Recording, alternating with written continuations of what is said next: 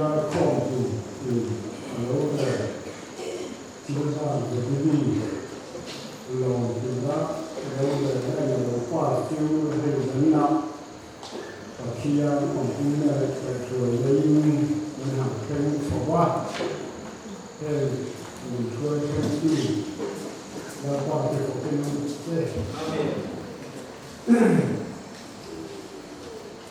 Silva, the Jubilee, the Pian, and try to tell one another.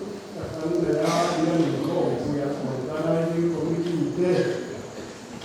We are organizing and meeting sub-committee there. Some there and you are Simu Umla Watana, Bulkan, Sekania, Yilipu, Laki, Yulu, York, Yakabian, Yinam, to Saka, about them to Primari, Nato, Tokania. Khi làm cho thiên lệ bắt đầu thành công tê lệ làm chuối như trên tê nhân ra chiến vào thì cũng như tê lòm nó từ riêng xuống lệ quay tê đó đặt kèm ra ya dùng đánh tình thế nó giống tê như thiên ở cùi na anh mình qua mình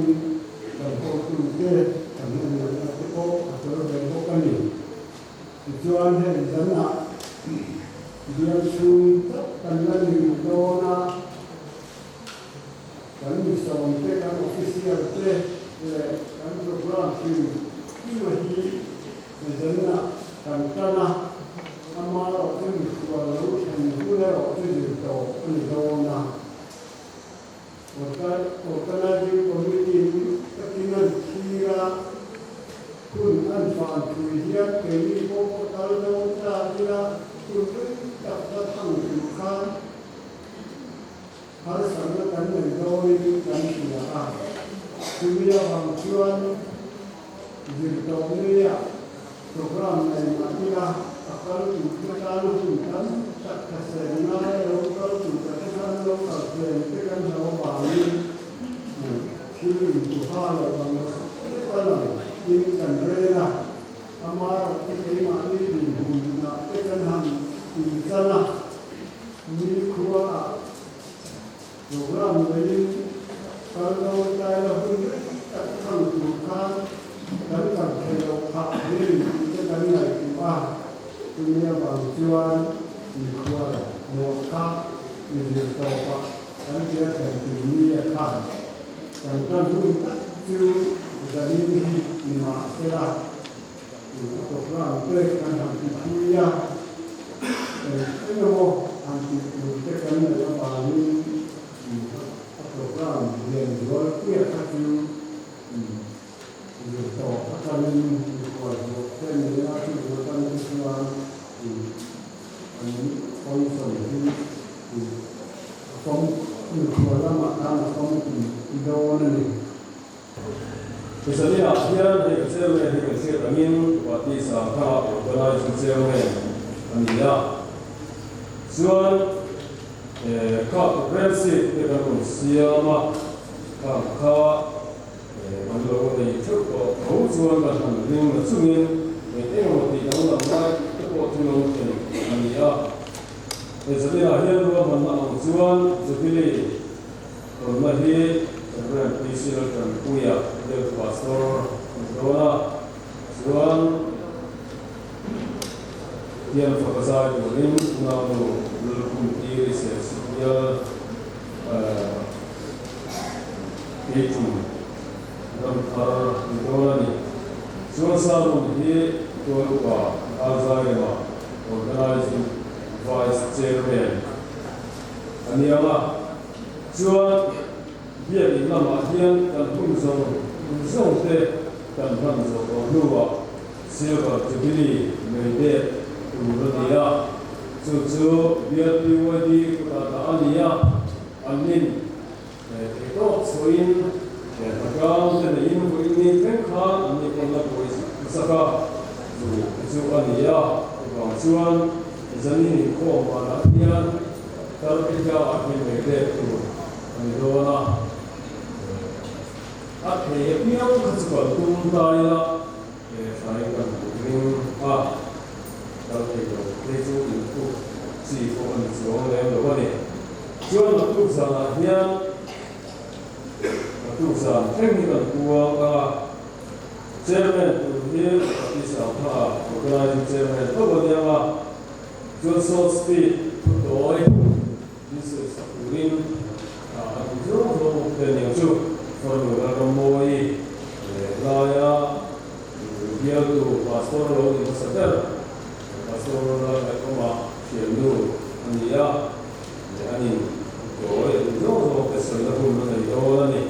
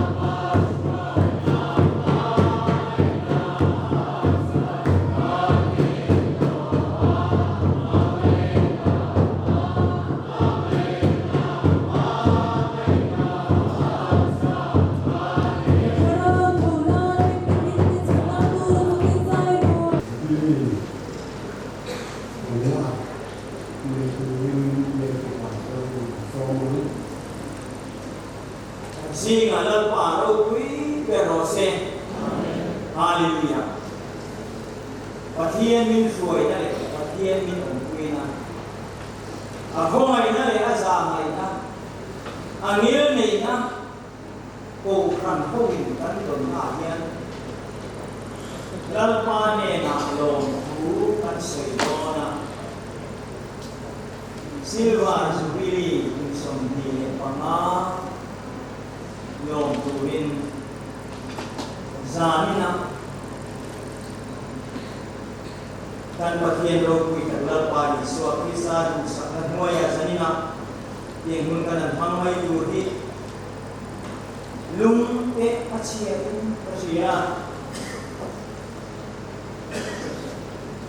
zanina hian ro kui kan sitin kasia pathian le pathian hi lo chia rang mai aku phone bol pahina mung sari jam so le pali hian dia tu dia mim sharing kita mai aku kami kuwa kami teswa di mai sowa antong kaya min sona anong dan suake an hoisan juan wa na kamin tar mai sa anga an suake kanai dam anga andam chu kadam le an hemuna antong kai na hian hemuna antong kai na hian kami kalen anga kabing kachi ang tu diang panzata menal panmal ni som sa rose kami tuan kami kuwa ngai som kata Andong kaya, tuan andong kaya, tuan tuin karuman sa doon. Pathian min suai na ro kui tak kan ko rin na in Hil doong lo ba na le hil ko la ba pathian min suai Abadul Abadu Abarokuite Lule Hegan Silva Jubilee Kumsom Dile Pamana Kan Lom Na Kan Khom Kan Fil Kan Tizong Lele wan siam tu kanal pais wa bisa alal chupa wa takam kian kan kom pero mais asura kan lama ya ben pero chi sila ab mai na chapo ran hon de na yan lo sila tumi tu rata na kai buwa sa itina tu yen kan sia rinal pan kan sa tamal isok sa ko se kan singa al paro puibero se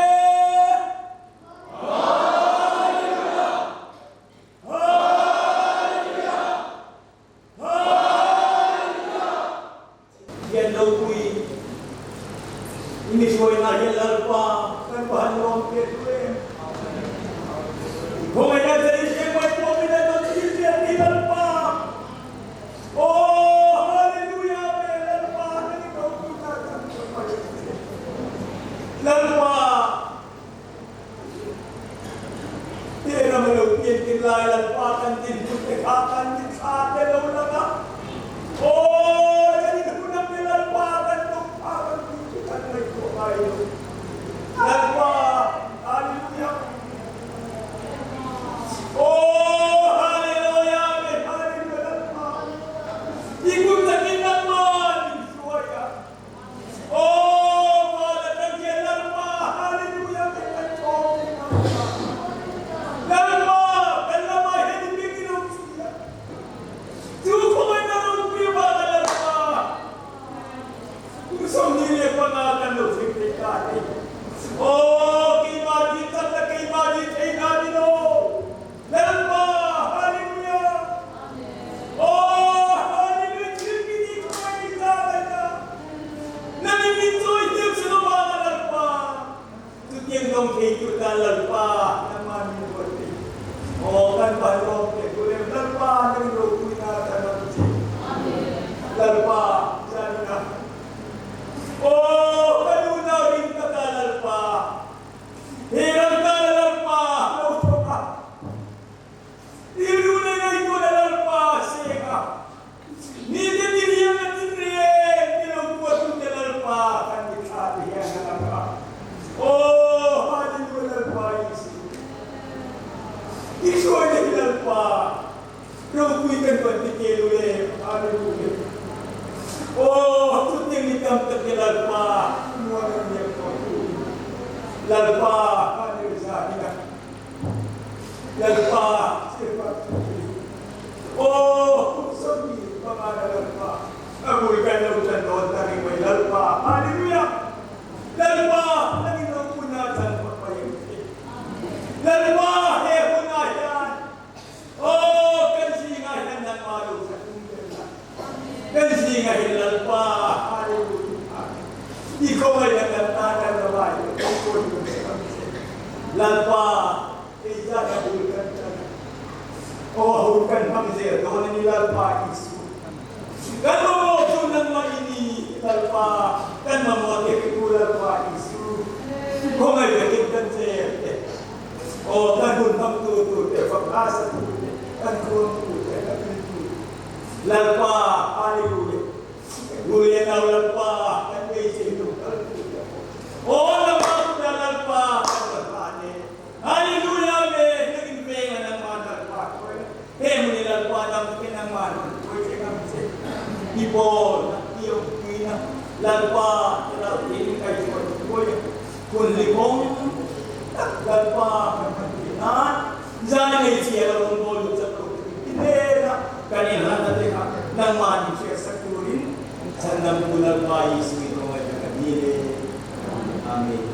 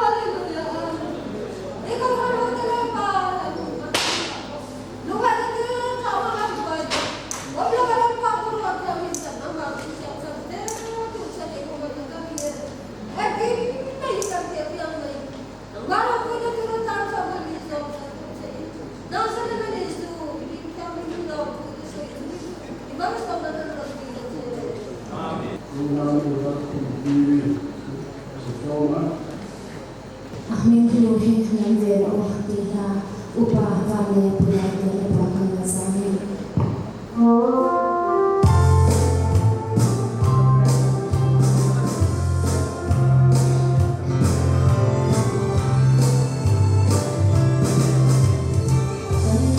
Yeah.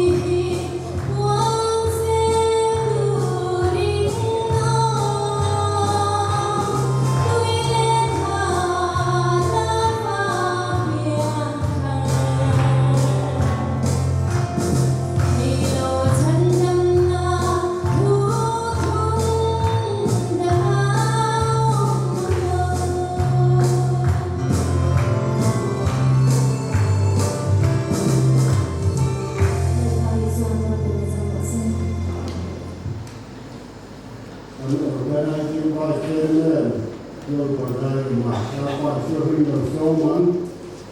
và những gì tổ thành hội toàn của sự sửa đạo thì là Mizoram UPC kalau kian MUPC mai tu sanpa tak hin tam apa cuma cakum po dari laut tu kan lepas kerja saya sendiri pengas seperti dam tak lawm dia minyak koi kerja harus kita tidak jualan sini boleh waktuan hem pun berarti kalau Eko kan lawin suatu geram putih dan kalau lava hamilai dapat polisi dapat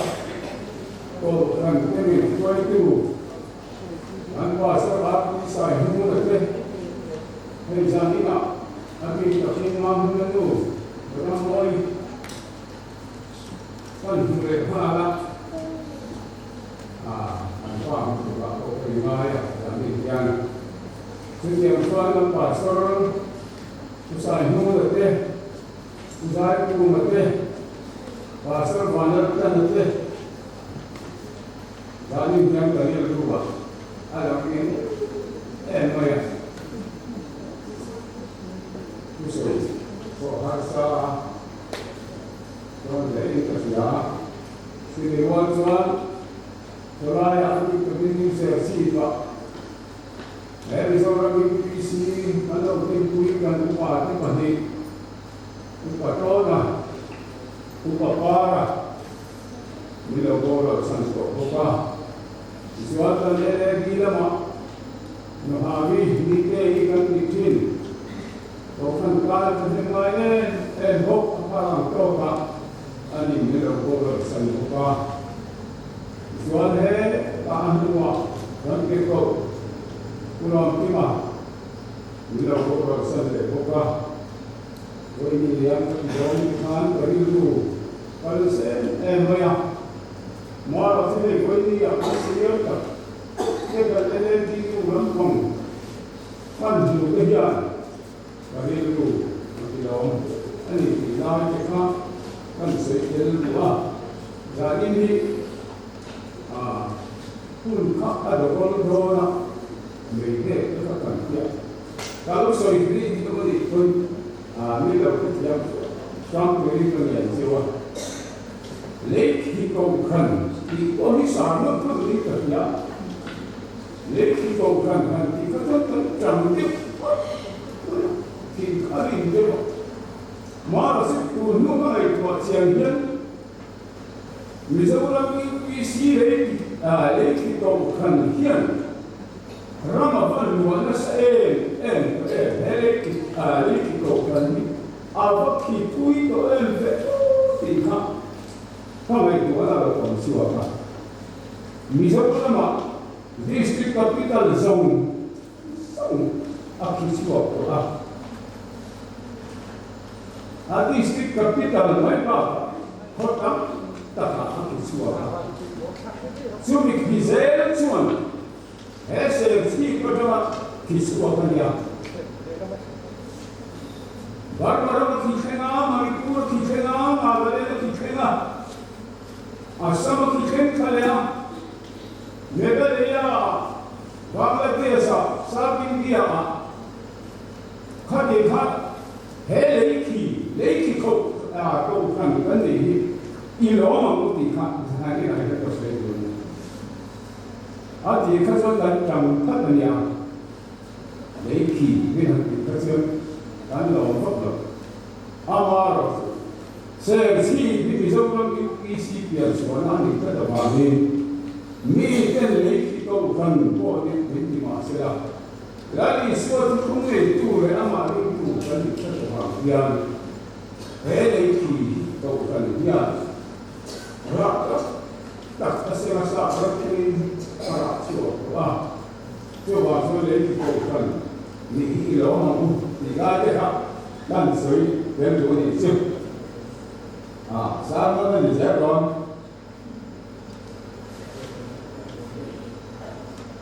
Hey,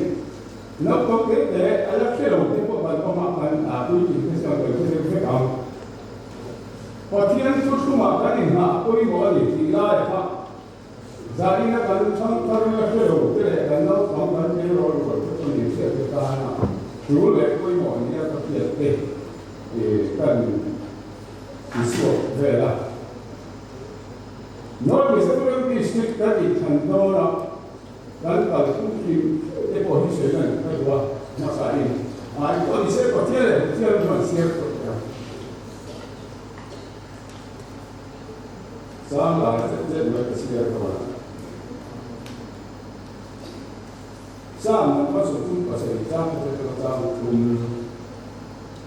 Jadi kalau itu dia bagi di rumah di surau, fellow apa di proteksi. Lalu kami ada dengan Toyota mungkin ada bayar siapa.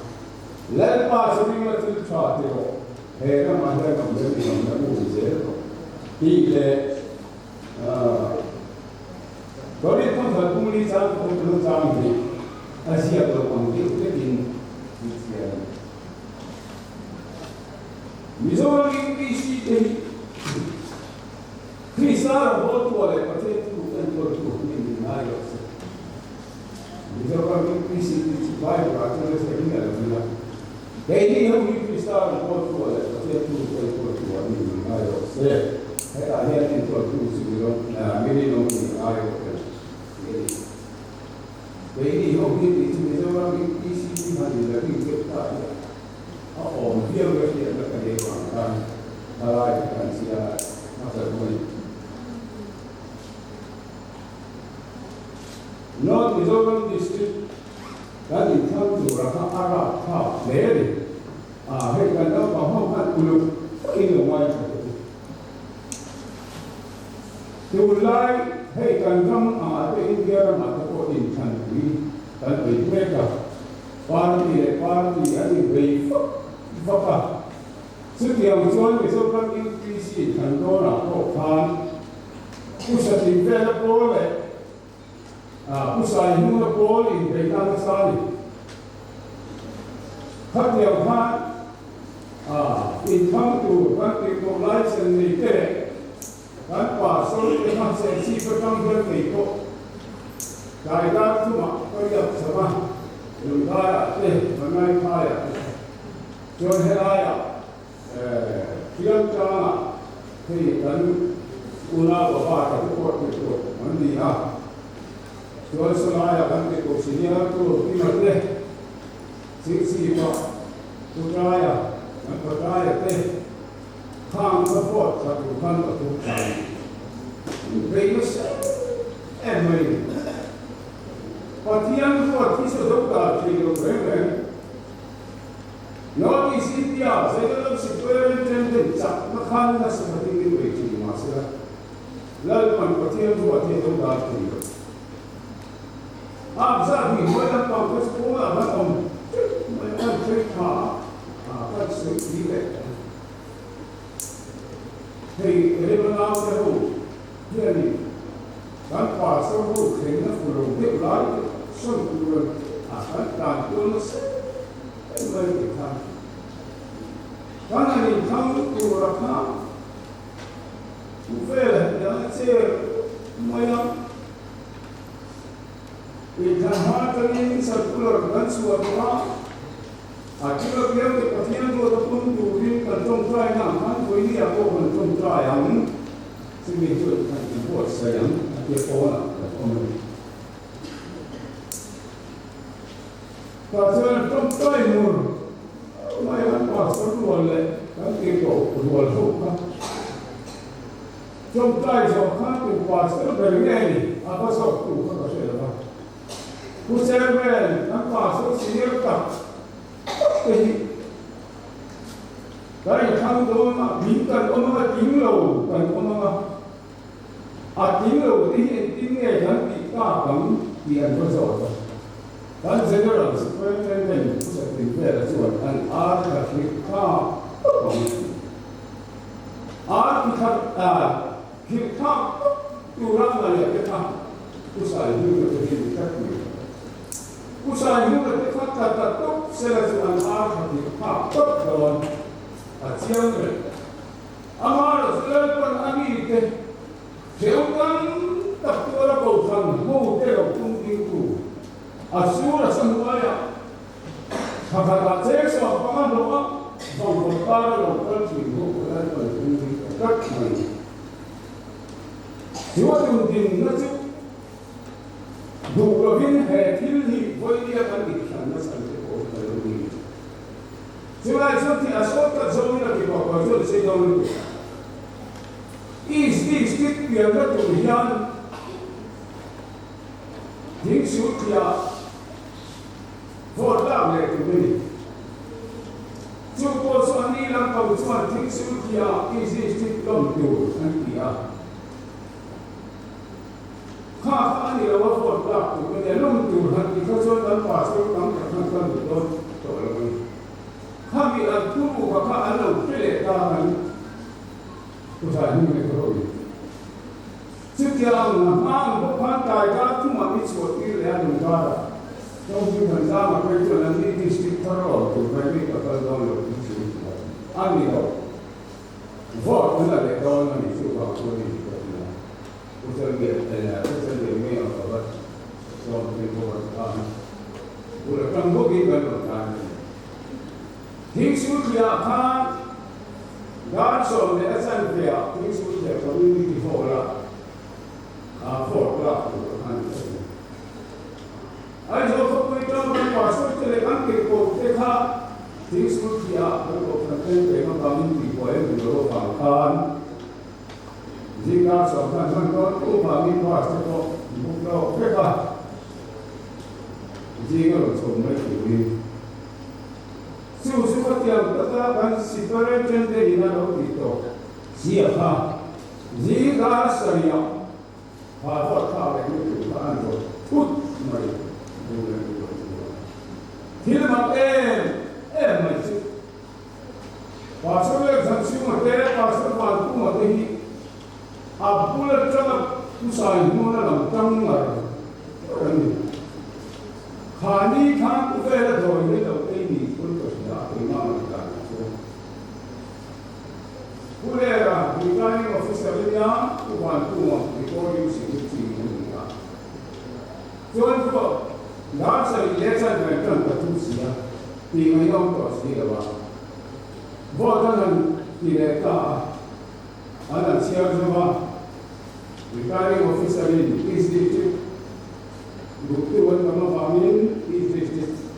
Bukti. So little Garo, so Inkhawm lo, Kata in Kantasi Lava, Gan Inkhawm from Tina. Pastor Rokla, the Sarmon Chapter Maisu, Pastor Sai Moon, so it's yet can't even mine. So Ganola Pasalzi or so Kwam Pudia. Pasi kan hoi so ran rana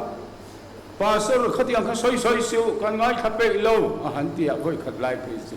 a pasi ka po si helam parwan peng ta siong le lo wa khatia ang din mun te kha kan district in Thandan le district lo piang dan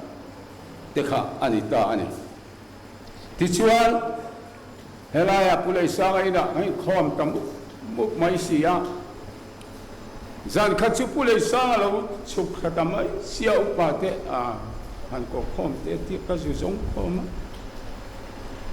ming te kan tar lang fe a upatona le upapara una pa ja thanga una ulal thari kan nu hi te boka kan ina ro kha kan rail fe ta pu ja thanga hian na she e maya a khe da na po kha a tu te mo hi kan mo pu le siang a ti zong lampang hoi khan mi te po kha ve thong ve de ba ti chuan zan khathil thua khan ni se chi pa po chuan independent kha gan buang ve thui mai zinga gan thofa Inkhawm khan tu ra de om deu kha gan zong khom ka fa tlan kuala la chuan pu pa re dai ni za gan Inkhawm ma khuang lampang kha kan lo ngai tu re reng lo mai plastic zerikan kanan fota plastic zerikan le khuang kha lo dang lam reng lo lal pan ami te aman hi chuan tharau ro pui takin trong khia lo la pui nen plastic jari kan kan in khom zan khan hun kan mangani athanga Presbyterian Council upa puang kunga oma chu chuan khuang lo nei ya min ron pe lo maya a ho tu khan ti chuan kan hanin khom ve a lalpan ami te se om tor hialo phal reng lo mai ni unaw ram sang li ani alo lang le ta a hela kan ti le tiang hei unaw nu par ta ni te nu pa te an chung kwa te eng lai ma ke ni ho kal na lam pang min tha tham ngai alo voi ni thegin an pa unaw pasar ma po senior upa pensionin una saya kali ini kali bina untuk ini nilai depoka kan saya doa nanti malam orang itu ini kan doa emang orang ini kan sampai ini emang nilai kalau dia orang yang tahu itu orang siapa kalau tidak orang cuma jangan cuman kalau presiden ini bukan setiap hari berbuat tapi itu orang nilai orang dia masa berarti mana loh, dipilih mana? Aku lihat dia kan, kalau aku harus tu, jadi mana? Apa kan lawan semua kan? Yang kan lawan tu, kan pasal senior kan, yang perlu buat. Kalau itu ya mesti lima minit per kiamat sudah berubah filter sudah nanti sebabท่านี่ก็การโทษที่เสียก่อนสิบิลีประมาณไรเพิ่มไปสิ่งนี้ไว้นี่นะก็การโทษเด็กมีมาช่วยขอเสียที่รถนี้มาเราเชื่อหุ่นเด็กเพิ่มไปที่เรามันก็เชื่ออาบุรุษมาเอาการโทษที่เราไปช่วยเราหุ่นเด็กการอุปาเด็กอะไรที่เราการโทษหุ่นเด็กเขาเดียวเด็กมันทลายตัวเองว่ามีโลกว่าสังขารมันเป็นเรื่องนี้แต่ยิ่งตอนที่มันทำตัวเราคุณสังเกตว่าเราเป็นอะไรอันนี้ที่พอเห็นเลยเสียเราคุยนั่นที่เด็กกันนี่นะมาอย่างเราไปมันก็รู้เด็กแล้วก็คุยเราเสียมาเนี่ยช่วยถึงนี่เราสังเกตอันนี้ภาษาวันนี้aku akan bukti channel Jubilee terkait dengan kita tiap hari kerja terbangun tercalo itu dewan itu mulai lebih hello siapa tidak orang itu dia coba tuan tercalo itu dewan lalu mana soal ini tercalo itu dewan lalu apa ini coba ini justru boleh boleh Watian tu kan gol tu amin di mayo se. Heka hene gol tu subi di mayo di kan mondial to kan gol tu tehi le me bazo sonte boinia kan tu kan ko de sonte lalpa nena inhan tharia he se for Jubilee sanghi kama min chuai tena hian kan tu kan ko na chala om sonte khó khăn các anh lục tài của nó cái phong mỏng và thiên đủ đầu gió có đâu thì cái phong mỏng thế thì cái gì vậy cần biết đủ cần của nó thế vì sao lại ra vào đó mình xem cho tụi ta không cái đó lấy ba chú ý là thiết trả rồi hè nó mà hết lòng lấy lòng nó cũng dễ rồi Pentecost của Mizoram UPC Serchhip phát nhiệm tất cả vì nhóm tập lệ Vui sinh tập chết tập lỡ qua một cái bộ lỡ qua cái chuan lỡ còn có sống siêu sinh nó bị mình của nó bị thọ nào xem em mà để chuan hay cùng xuân nói gọi lên Jubilee cái bộ phá lòng qua hay có đi đâu bảo cái đi không đi chứ thân luôn rồi thân cùng thế này qua ý thì rồi nó phải với đi trong cái hậu cái bộ cái gì màช่วยดูcái cái quảดูthế anh em xem mà cái gì thì เดี๋ยวเรา LAD ka mako tiang suan LAD ya dia sema tiang tu ina di bawah ni tu bahasa politik kami dia Jubilee apa sih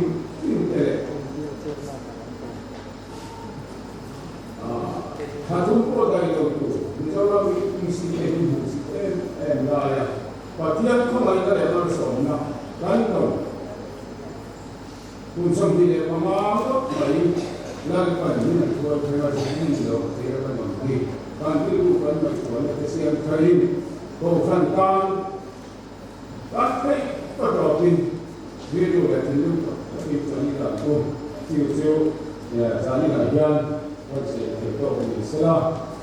lakukan bagi mana sih tapi penjatan manusia sih dan kemudian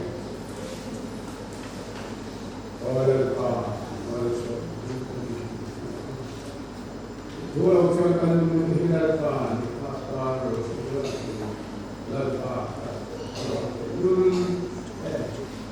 media ini bisa terima saya kita bersuara itu lepas itu kan mereka lepas ini dalam kita lebih hati jadi sesuatu lepas itu kan kita kan semua itu nama itu kui nama siapa ini Inkhawm ada masuk nanti urusan ini kemana ini lepas ini robi kan lepas hei kalau itu kalau lepas kata lepas kalau transfer itu saya sih dia lepas lepas saya ramai kan buat itu setiap soal lepas ini bukan yang ini musuh macam lepas kan serai kan kemudian itu ni masa lepas itu kita baru kita itu wajah hunfa itu itu mai kalau Sathun dari itu kan pakai produk Iro puisia yang punya kami lepas lepas itu kalau kami tiap minggu konsol kita lepas itu puisi itu orang itu lepas konsol Inkhawm wajib kan champha itu lepas dan tiang suara dan fakta itu lepas Eropa berkat itu, Eropa punya tanah lepas, punya lemas. Boleh yang terlalu besar, boleh lepas mana, Eropa punya yang soal boleh ditanam, tapi ditanam soal mana, asal itu boleh lepas.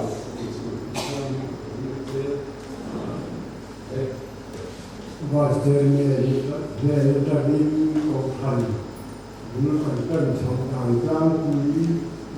yang terkenal kalau ini dulu memang tahu dia rumah cuma begini belum tahu dia cuma waktu ini mantan yang ini mantan yang kalau yang lupa jadi cuma kali Inkhawm kan ini anda ikat anda ikat ini cuat akun jauh yang kalah akun kalau dijual mai kalau dia ilah ini ayah mahi beri ma ini kan berarti HEbron itu kan nanti kalau ane itu kita tahu kan itu ini apa ini nah Jualan Jubilee, jual yang ini Jubilee, pembuatan dia jadi saya itu lagi kalau kita lalu dia jadi dia penasihat Jubilee di mana rumah jual could see that you head of the committee, in the last night to now. Amara to Jubilee. And here are to July and one, and open secretary, and organizing assistant secretary, Joe Palanque, Yan, Milonia. The year is Australia, makes a ticket there, now. Giving Jubilee here, the Jubilee Inkhawm now, the Canada, Mizoram UPC now on Dona, but it's not Sangan, the more, the Canada, the Canada, on the Don, car, and the Feronia.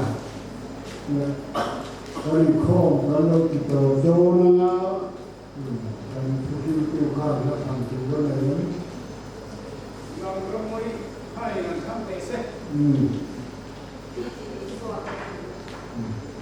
Meeting is your action, the car, and Sana, and Sabula, one Dada, and Joshua, and Call, and Bonia.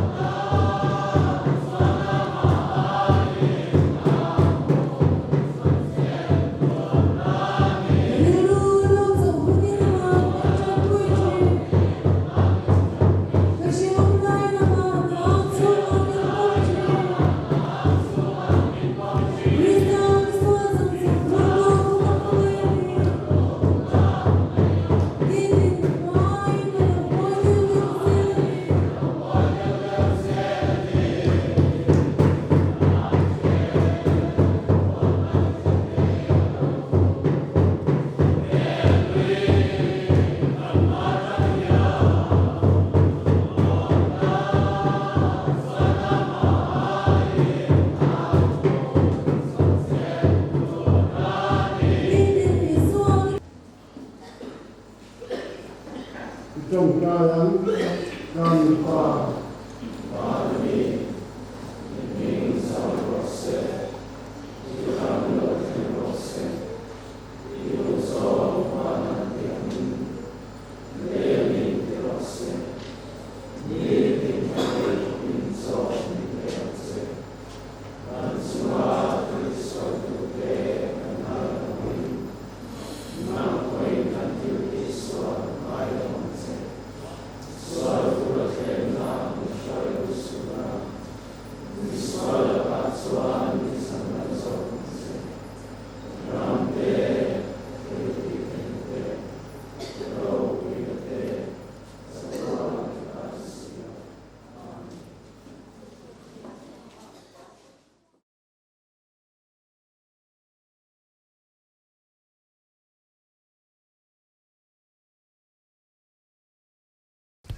Mizoram UPC te buhay na harsatam takara nangin suaka somnilya panga kan daungan yukum somnilya panga kan sin kan lom ma Jumi kan lawm na en tim na kil ki katata na zani na kimai san te kan wa zon nu in he helai muna yan nambara injia kin somni le panga lalpa tu na yan mei de thal kan tumani engponi se lalpa heng song so poi nang man ni chiat puyan che iro pue tu ta lo ni sela heng mang tian lalpa kan ri ruwa po yan nang ma hiat na ro pi zo kata lalpa heng ti zong song tin nang man man song la kan dua ini na lalpa kan na le hallelujah zani kan ti ti hian ami dang kita na zel ko lalpa mal so maten tu aloni the tu ta na mal mi som sa puri lalpa yu si ko mai ta dile hallelujah amoy bere mangai na chan chin hi til dang sai tu nei lo ko in chuang e mai na ei sual ta na thia tho le ha thamwa na ka ne ra min pe ta e avan hun sang ta ka te khia ka chen na tu min sia